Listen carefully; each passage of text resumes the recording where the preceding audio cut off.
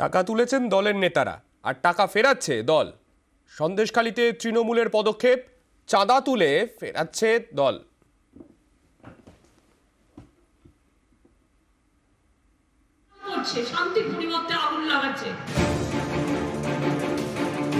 সামনেই লোকসভা ভোট, তার আগে সন্দেশখালী নিয়ে রাজনীতির হাওয়া গরম।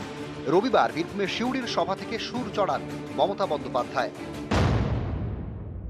একটা ঘটনা ঘটেছে, ঘটনা হয়েছে।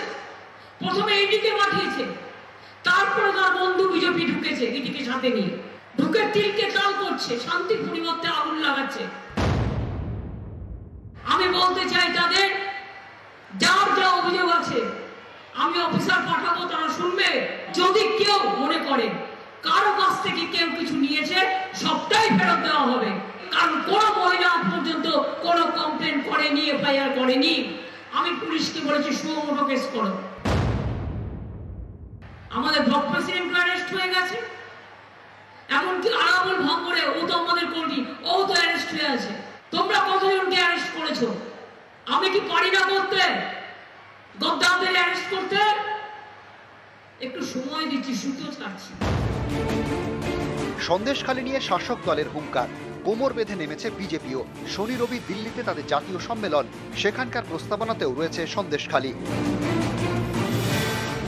বিজেপির প্রস্তাবনায় বলা হয়েছে, পশ্চিমবঙ্গে সন্দেশখালীর ঘটনা মানবতার লজ্জা, এমন ঘটনা নিন্দনীয়। এই ঘটনা সারা দেশকে চমকে দিয়েছে।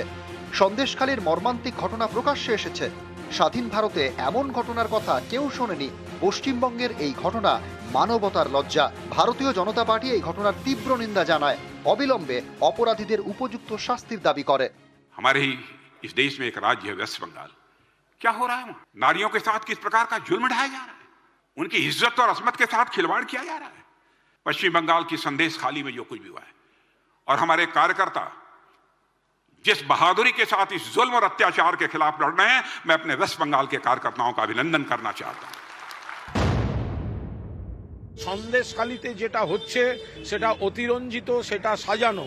প্রথম দুদিন জমি, তৃতীয় দিন পুকুর, চতুর্থ দিন নন পেমেন্ট, কোনোটাই কাজে দিল না। পঞ্চম দিন থেকে হঠাৎ লাগাতার নারী নির্যাতন। উন্নাও, হাতরাস, উত্তরপ্রদেশ, মধ্যপ্রদেশ, ত্রিপুরা, মণিপুর, এগুলো দেখতে পাচ্ছেন না? লজ্জা করছেন অমিত শাহ? গোটা দেশের কলঙ্ক এবং বেদনার কারণ হচ্ছে বিজেপি। নিউজ 18 বাংলা।